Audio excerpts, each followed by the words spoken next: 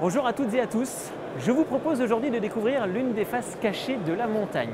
On va parler évidemment d'économie, alors vous connaissez forcément les grandes marques de ski, les grandes marques de vêtements, de sport en lien avec la montagne, mais connaissez-vous réellement l'écosystème économique de la montagne? Avec les trois invités du jour, les trois entrepreneurs du jour, on va parler collaboration et innovation. Notre premier invité est tout d'abord Patrick Giraudon. Patrick Giraudon est lui le dirigeant de la société Nick Impex et président également d'une association qui s'appelle Outdoor Sport Valley. Notre deuxième invité est Laurent Travers. Laurent Travers dirige lui Techno Alpin France, société qui permet de produire de la neige de culture. Et puis enfin notre troisième invité est Patrick Grandery qui dirige la société Lumiplan, les fameux panneaux d'affichage sur les domaines skiables. Il dirige aussi, il est le président du cluster montagne. Point de vue donc et l'innovation, la collaboration, l'écosystème économique de la montagne, c'est tout de suite.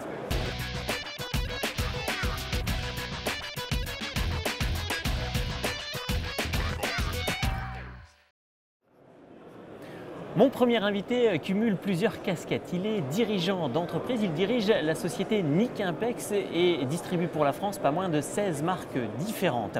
Et puis mon invité est aussi président d'une grande association dans le domaine de la montagne qui s'appelle Outdoor Sport Valley et qui regroupe un certain nombre d'entreprises. Alors on va essayer de comprendre les différentes fonctions de notre invité qui est Patrick Giraudon. Patrick Giraudon, bonjour. Bonjour. Alors effectivement, vous avez un emploi du temps bien chargé. Vous êtes tout d'abord le dirigeant d'une entreprise que l'on appelle Nick Impex. C'est une marque qui n'est pas vraiment connue du grand public, Nick Impex. Non, ce n'est pas vraiment l'objectif. Nick Impex, c'était le nom de ma mère, Nicole Import-Export, et mon père a créé cette boîte pour elle. Et on est propriétaire en l'occurrence d'une marque qui est plus connue, qui s'appelle Arva. Donc, propriétaire d'Arva et importateur d'une quinzaine de marques dans le milieu du sport. Donc propriétaire d'Arva, les fameux détecteurs de victimes d'avalanche, ça veut dire que vous les fabriquez, que vous les concevez, que vous faites tout? Voilà, Arva aujourd'hui, ça regroupe effectivement les DVA, les pelles, les sondes, les sacs airbags. Depuis 3 ans maintenant, on fabrique des sacs airbags, les sacs à dos. Donc le DVA est développé à Annecy, injecté dans le Jura, assemblé dans les Vosges. Et le sac airbag est fabriqué en France, tout autour d'Annecy. On est propriétaire d'un décolleteur également dans la vallée de l'Arve, donc tous les produits de sécurité sont fabriqués en France pour la marque Arva. Alors vous êtes venu notamment avec le dernier Arva, dernier détecteur de victimes d'avalanche qui est ici. Il est tout petit, c'est la dernière nouveauté, il est tout petit et facile d'utilisation, c'est ça? Oui, tout à fait. On a miniaturisé au maximum ce qu'on pouvait faire en termes de produits. On a un produit aujourd'hui qui est petit comme un téléphone, qui n'a qu'une pile, qui est extrêmement simple d'utilisation, qui a un bouton. Pour le grand public, pour les professionnels, jusqu'au moniteur guide, on va dire. Pour les professionnels du secours, service des pistes, on a des appareils qui sont plus performants, plus de portée, plus de paramétrage. Là, qui est très léger aussi, qui est très léger. Extrêmement léger, 170 grammes, et toujours très simple d'utilisation pour qu'en cas de panique, on puisse l'utiliser très facilement. Donc ça, c'est ce que vous présentez notamment au salon Alpipro? On le présente au salon Alpipro, on l'a présenté pour nos magasins de sport en janvier dernier aux États-Unis, en février à ISPO en Allemagne. On est en train de finir notre campagne de commande de base pour l'hiver prochain et là on le présente au salon professionnel pour l'année prochaine. Tout à fait. Nick Impex, c'est aussi 16 marques différentes. Alors dans le ski de randonnée évidemment, mais pas seulement. Voilà, on a un pôle ski randonnée qui regroupe Skitrab, les skis de randonnée, Diamir, les fixations de randonnée et Coltex, les pots. Et après on a un pôle trekking, camping, outdoor qui va regrouper des marques d'hydratation, de trekking, de matelas, de sacs de couchage, d'accessoires pour aller en montagne, faire du trekking et du camping. Des bagages, des gourdes, tout ça. Voilà, exactement. Tout ce dont vous avez besoin pour aller faire du camping, du trekking un peu partout dans le monde, faire du bivouac, s'hydrater en montagne. Donc tous ces accessoires que vous retrouvez dans tous les magasins de sport, Vieux Campeur, Intersport, Decathlon, tous les magasins techniques de montagne, un peu partout en France. J'ai envie de dire, qu'est-ce qui marche fort actuellement auprès du grand public? C'est quoi? C'est le ski de randonnée? Quels sont les secteurs qui fonctionnent et qui marchent très bien? Pour vous donner une idée de chiffres, il se vend 400 000 paires de skis en France par an, il se vend peut-être 25 000 paires de skis de randonnée. Donc on est sur une niche de marché. Par contre, cette niche de marché progresse. Alors que le marché du ski a tendance, lui, à s'effriter et à décliner un petit peu, le marché du ski de rando progresse depuis une dizaine d'années régulièrement. C'est pareil sur le marché du trekking, outdoor, camping. Les gens veulent s'évader, être dans la nature, partir loin des villes, partir avec leurs enfants en famille. Donc on a un marché qui se développe sur tout l'équipement de la personne, de petits produits intelligents pour partir en outdoor en autonomie. Et en parallèle, vous êtes également président d'une association qui s'appelle Outdoor Sport Valley. Expliquez-nous, parce que ça semble une petite association, finalement c'est un cluster, c'est un pôle de compétitivité. En fait. Oui, c'est devenu, on a été transformé en cluster par la région Auvergne-Rhône-Alpes il y a à peu près 12 mois, quand on a fait la fusion avec le cluster Sport Altec. OSV, c'est une association qui a démarré il y a 9 ans par des chefs d'entreprise et des pouvoirs politiques à Annecy, le Grand Annecy. On a regroupé les entreprises qui travaillaient dans le milieu du sport et on voulait leur apporter du développement économique, du développement territorial et surtout le développement de la pratique sportive. Donc on a commencé à se rassembler et on a commencé à créer des services autour de tout ça. Aujourd'hui, OSV, c'est 450 entreprises du milieu du sport. C'est une des plus grosses associations européennes du milieu du sport, donc c'est devenu quelque chose qui pèse en termes d'économie. 450 entreprises, 240 industriels qui sont des marques, pas de magasins de sport ou très peu, marques industrielles, fabricants et distributeurs, et 210 prestataires. C'est 15 salariés à l'année, c'est 1 500 000 € de budget, et ça pèse à peu près 7 000 salariés et 4 milliards de chiffre d'affaires quand on cumule le chiffre d'affaires de toutes ces sociétés. Ce qui est très curieux et très bizarre, c'est que vos concurrents sont dans la même association finalement. Oui, en fait, on a réussi à mettre autour de la table des gens qui ne se parlaient pas ou qui étaient concurrents. Donc dans notre conseil d'administration, on est 19 chefs d'entreprise bénévoles, parce que c'est complètement du bénévolat. Et on a mis autour de la table des grandes marques et des plus petites marques. Moi, je fais partie des petites sociétés, PME, qui sont autour de la table et qui font avancer l'industrie sur notre temps libre ou notre temps professionnel, mais en tout cas en bonne intelligence pour que tout le monde progresse. Donc on a les grandes ETI, mais on a aussi les petites et moyennes entreprises avec des gens qui viennent donner de leur temps. Alors à quoi ça sert maintenant Outdoor Sport Valley? C'est un cluster, c'est quoi? C'est de la recherche, c'est de la formation, c'est une aide au recrutement, ça sert à quoi? Alors on a plusieurs domaines d'activité stratégiques. On a bien sûr tout le développement économique avec l'aide à l'exportation. On s'occupe du plan de développement international pour emmener les entreprises sur ISPO. On achète des mètres carrés et puis on les revend avec beaucoup de services pour les entreprises, ça leur coûte moins cher. On fait des achats mutualisés où ils payent, une petite entreprise paiera les grands services, lignes téléphoniques, cartons, les aides à la personne au prix d'une grande entreprise. On a de la création de diplômes avec l'EM Lyon, l'IUT, l'IUP, où on crée des diplômes spécialisés. On a des études de marché qu'on achète pour eux et qu'on va mutualiser. Donc une petite entreprise va pouvoir avoir accès à des études de marché qui sont extrêmement chères. On a tout le pôle développement entrepreneuriat où on a un incubateur d'entreprise, une pépinière, une hôtellerie d'entreprise. Donc on essaie d'agir sur toute l'économie en général de l'entreprise, à la fois pour l'innovation également, puisqu'en reprenant le cluster Sport Altec, on s'occupe de l'innovation, d'aider nos entreprises à innover, à se financer, à trouver les pistes de développement du futur. Alors vous l'avez dit, Outdoor Sport Valley a à peine une dizaine d'années. Quelle est peut-être là où les grandes réussites d'Outdoor Sport Valley? C'est quoi? C'est l'émergence de quelques nouvelles marques et quelques nouvelles sociétés? C'est quoi? Vous avez un ou deux exemples à nous donner? Oui, par exemple, des très belles réussites sur le territoire. On peut parler de Picture Organic, la marque de textile, de vêtements, qui aujourd'hui, de mémoire, fait plus de 25 millions d'euros de chiffre d'affaires. Elle a démarré il y a une dizaine d'années. Elle s'est implantée à Annecy et aujourd'hui, elle a été parrainée par des experts de l'industrie à ses débuts pour ne pas faire d'erreur. Elle a créé tout un écosystème autour d'elle et a été suivie dans son développement. On a beaucoup de petites entreprises, des incubateurs. J'ai vu qu'il y avait Run Motion qui était juste derrière nous, qui est en ce moment incubé à Annecy et qui est suivi par nos experts toute l'année. Donc on a des entreprises, des jeunes pousses qu'on essaie de faire devenir les futurs PME de demain qui embaucheront. C'est quand même curieux comme philosophie que des entreprises du textile, de l'outdoor aient contribué à faire émerger un concurrent. C'est quand même curieux comme principe. Non, je crois qu'aujourd'hui, les grandes ETI et les industriels ont compris qu'on était une toute petite industrie. Parce que quelque part… c'est comme ça que vous le voyez, ouais. Oui, je crois qu'on est une toute petite industrie et qu'ensemble, on va plus loin. Tout seul, on va plus vite. Ensemble, on va plus loin. Donc les gens collaborent, s'aident. On a des experts de l'industrie qui viennent donner un peu de leur temps. On a des fois même des grandes ETI qui vont aider des petites entreprises, faire des partenariats, des fois peut-être les racheter, ou des fois peut-être se développer avec. On se rend compte quand même que toutes ces petites entreprises qui sont seules, on est en chef d'entreprise, on est souvent seul à la direction de son entreprise, quand on est ensemble, quand on fait partie d'un cluster, quand on a des réunions d'information, quand on a des aides sur le marché, eh ben on va plus vite, on va plus loin. Donc ces grandes ETI aident toute l'industrie à aller plus loin, à se développer. Parce qu'elles ont elles aussi intérêt à ce que ce marché perdure et se développe. Alors vous qui êtes le président d'OSV, Outdoor Sport Valley, quel est le prochain virage que vous souhaitez? On a vraiment l'objectif de perdurer, de développer encore l'association, puisqu'il faut qu'on pousse ces jeunes générations, tous ceux qui arrivent dans l'industrie, à reprendre le flambeau et à continuer de développer cette industrie de manière désintéressée quand ils sont à l'OSV. On a aussi des vrais enjeux sur le développement territorial. Aujourd'hui, on a des entreprises qui sont à Grenoble, à Lyon, dans toute la région Auvergne-Rhône-Alpes et au-delà. Demain, il faudra peut-être qu'on leur propose des solutions de base camp pour accélérer leur développement. On a aussi des vrais enjeux sur l'innovation. Il faut qu'on aide nos entreprises à innover, à exporter. Donc ça va être vraiment les grands axes de développement du prochain mandat.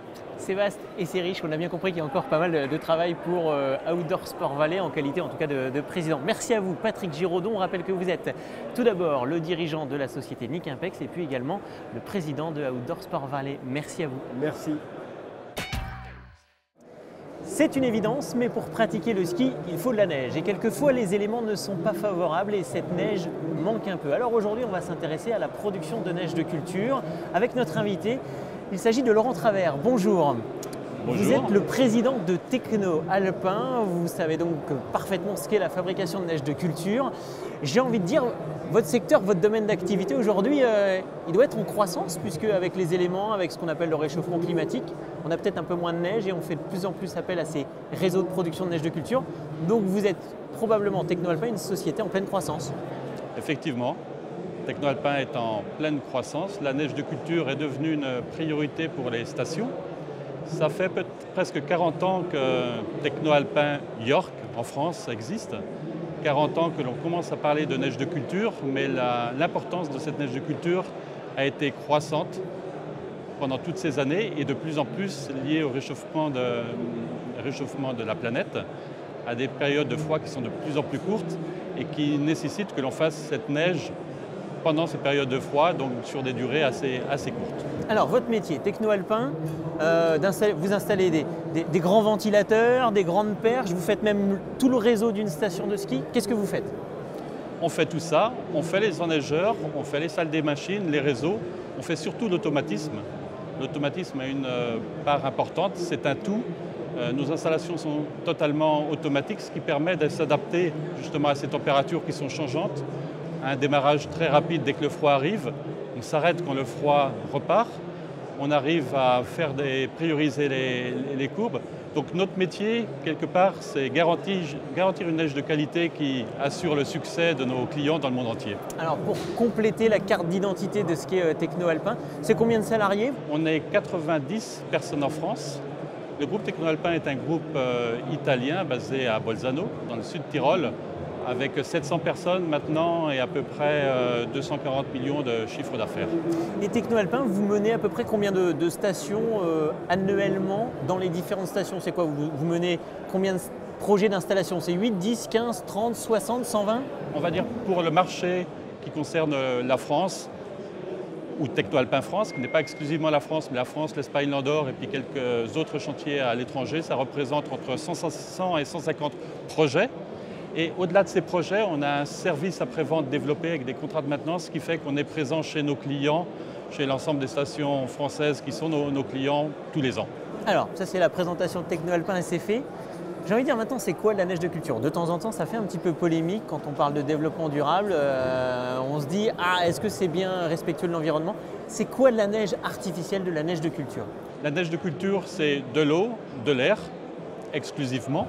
Rien de plus. En fait, le choix des exploitants français, ça a été de bannir tout usage d'additifs. Et finalement, on a aussi un automatisme qui permet de s'en passer. En fait, que fait l'automatisme? L'automatisme garantit cette qualité de neige qui est vraiment ce que le client attend. L'automatisme permet aussi de démarrer au juste moment. On a vraiment un enjeu, c'est d'utiliser toutes les plages de froid. Et donc pour répondre à cet enjeu, il faut qu'on travaille de plus en plus, qu'on innove pour de plus en plus aller chercher ce degré, ce demi-degré qui fait la différence. Parce qu'aujourd'hui, on produit la neige à partir de quelle température? On parle de température humide. C'est-à-dire que s'il fait très très sec, à plus 2, plus 3, on peut faire de la neige. Mais une température plus 3 degrés sec, ça équivaut à un -2 humide. Donc à partir de -2 humide, on arrive à faire de la neige. Quels sont les enjeux maintenant de demain pour votre secteur? La recherche et l'innovation, ça va être quoi pour demain, l'enjeu dans le domaine de la production de la neige de culture? Il y a plusieurs enjeux. Le premier enjeu, c'est toujours encore d'améliorer nos enneigeurs. Améliorer nos enneigeurs, c'est-à-dire aller chercher à produire encore plus, encore à des températures plus marginales et en garantissant toujours une excellente qualité. Ça, c'est le premier volet pour s'adapter aux conditions météorologiques. Le deuxième volet, lié à l'automatisme, c'est de renforcer encore tous nos systèmes, tous nos automatismes, tous nos logiciels qui pilotent totalement l'installation. Pourquoi c'est fondamental? Parce qu'on essaye de produire la juste neige, la neige juste nécessaire. Ça, on le fait en utilisant nos statistiques. On a des sondes météo un petit peu partout. On travaille avec des météorologues pour intégrer leurs données dans nos systèmes. On a des systèmes de statistiques année par année qui permettent à nos clients de se fixer des objectifs à atteindre par saison pour éviter de surproduire. Et surtout, nos exploitants, notamment sur leurs dameuses, ont des systèmes maintenant de mesure des épaisseurs de neige. Ces données, nous les récupérons sur nos logiciels. C'est des indications pour les nivoculteurs, pour les exploitants, pour savoir s'ils ont assez de neige ou s'ils doivent reproduire. Donc c'est aussi fondamental, ça fait aussi partie quelque part de notre engagement environnemental, c'est de se dire la neige est nécessaire pour ouvrir la station, c'est l'économie de la station qui est en jeu, mais en même temps il faut produire la juste neige et éviter de surproduire, produire au bon moment et assurer une bonne qualité de neige. Oui, votre métier c'est quand même vraiment de dire on a besoin de cette neige, on la produit, mais on ne produit pas forcément plus que ce qu'il faut. On essaye de produire la quantité exacte et pour ça, ce sont des sources d'économie. Effectivement, si les pompes ne démarrent pas, si on évite de produire, on fait des économies par rapport à la création de notre manteau neigeux. Donc c'est vraiment des outils qui nous sont demandés par les exploitants, des outils d'aide à la décision. Vous me parliez de l'importance de la neige de culture et de la croissance dans l'entreprise. C'est vraiment une réalité. La neige de culture est passée d'une priorité B ou C dans les investissements à une priorité première au même titre que les remontées mécaniques. Parce qu'à chaque remontée mécanique, il faut au moins, au minimum, une piste enneigée pour assurer la vente d'un forfait 100%. Donc avec cette priorité augmentée, finalement, les décisions ont été reportées du nivoculteur vers les directeurs. Et nous développons de plus en plus des outils d'aide à la décision, aussi pour les managers de stations, parce que ces décisions sont vraiment stratégiques et fondamentales. On ne peut pas laisser pour garantir l'ouverture des stations, c'est-à-dire quelle piste on va ouvrir en priorité, si jamais on n'a pas la chance de pouvoir ouvrir l'ensemble des pistes, à quelle température on démarre, sachant que le coût de la neige de culture, de la production est forcément plus faible à des températures très très basses, parce qu'on peut produire beaucoup plus, par contre, on n'est pas sûr de les avoir. Donc il y a des questions très importantes à se poser. Pour ça, nous, on leur apporte tous les indicateurs et eux, ils font les choix les plus opportuns avec l'ensemble des équipes de nivoculteurs. Mais effectivement, c'est aussi les directeurs qui doivent décider. Eh bien, Laurent Travers, président de Techno Alpin France, je pense qu'on a très très bien compris votre métier. Merci à vous. Je vous remercie de m'avoir invité. Troisième invité aujourd'hui dans notre émission Point de vue où nous parlons toujours d'écosystème économique de la montagne ou comment la montagne sait collaborer et innover ensemble. Notre invité est Patrick Grandery. Il dirige la société Lumiplan, lancée il y a 45 ans, et puis il est également président de ce que l'on appelle le cluster montagne. On va essayer de comprendre avec lui quelles sont ses différentes fonctions. Patrick Grandery, bonjour. Bonjour. Alors effectivement, vous êtes un homme multitâche, vous aussi. Tout d'abord, Lumiplan, votre société que vous dirigez, ça n'a l'air de rien, mais derrière des panneaux d'affichage et d'information, et tout ça a démarré il y a 45 ans, aujourd'hui vous rendez service aux stations parce que vous êtes capable de gérer toutes leurs données, toutes leurs data, ce qu'on peut appeler les fameuses data. C'est quoi Lumiplan? Alors, Lumiplan déjà c'est une PME française qui agit sur 3 domaines d'activité. La ville, on fait de la communication citoyenne, temps réel, les transports publics, information embarquée, information au sol, et la montagne. Le métier de Lumiplan, en fait, c'est de proposer aux acteurs, aux autorités organisatrices ou aux exploitants des territoires, en l'occurrence pour nous de la montagne, de proposer des solutions d'information temps réel au service de la clientèle. Hiver, été, station, domaine skiable. À l'époque, il n'y avait que les plans de piste, puisqu'on a été l'inventeur du plan de piste, qui d'ailleurs s'appelle dans les stations aujourd'hui le Lumiplan. Voilà, c'est un peu le frigidaire du ski. Et aujourd'hui, bien évidemment, on a évolué. On a fait les premières applis stations en 2009. En 2 ans, 3 ans, on a pris 90% du marché. Ensuite, il y a eu de la concurrence, ça s'est diversifié. Bon, mais on a ouvert le marché avec les applis. Nous avons travaillé depuis quelques années sur la notion de flux de skieurs.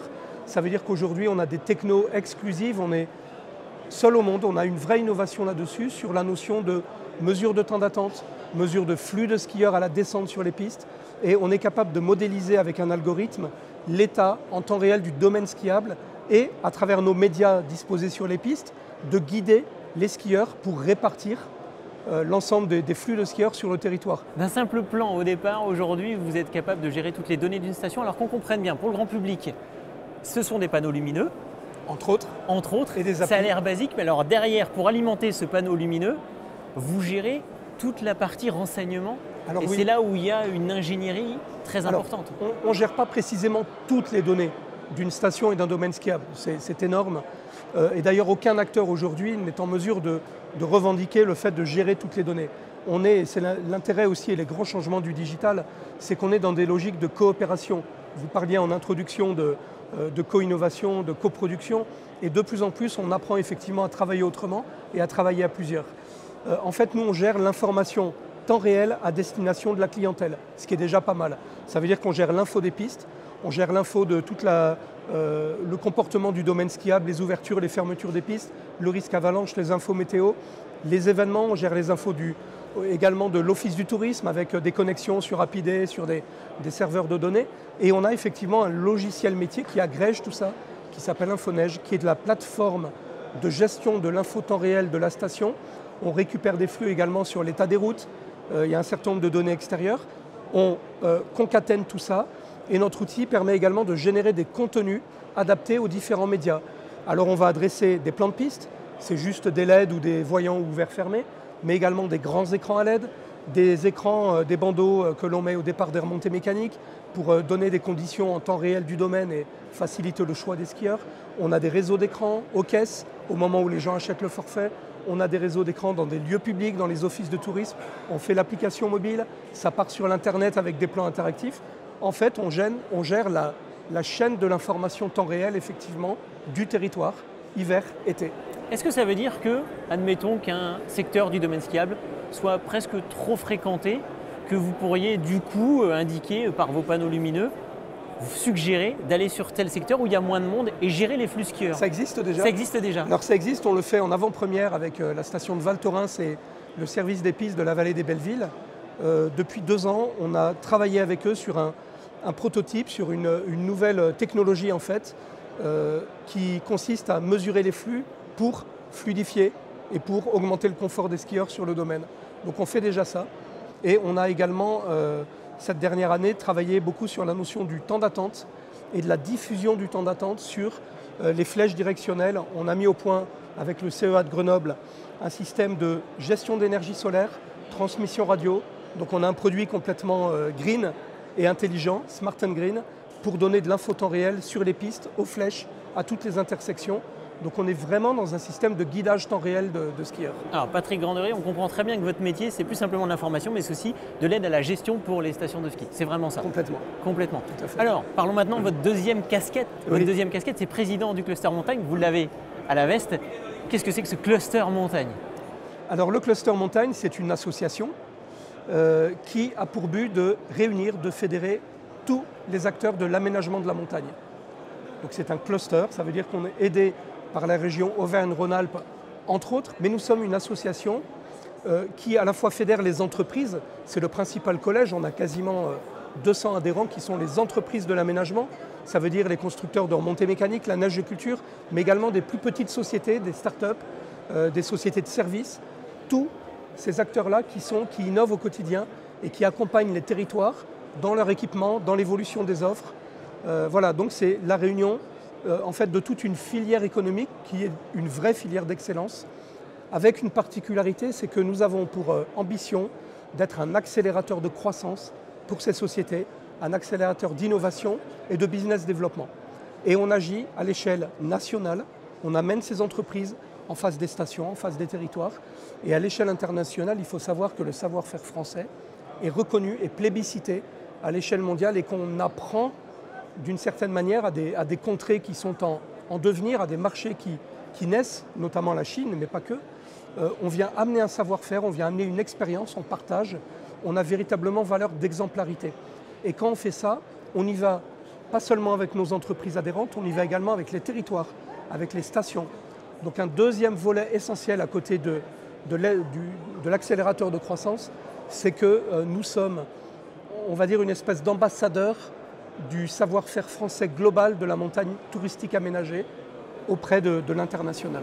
Donc ça veut dire que le cluster, quand vous vous déplacez peut-être en Chine, vous mettez un peu de remontée mécanique, un peu de différents savoir-faire de ce qu'est la montagne, et vous allez ensemble pour conquérir un nouveau marché? Alors c'est ça, c'est l'ambition. On est en train d'accélérer, c'est un des axes forts de la mandature avec mon équipe là, depuis le mois de juin 2018. C'est véritablement d'accélérer les coopérations, d'accélérer ce que j'aime appeler l'intelligence collective. C'est-à-dire qu'aujourd'hui, les entreprises ne peuvent plus innover toutes seules dans leur coin ou dans leur laboratoire.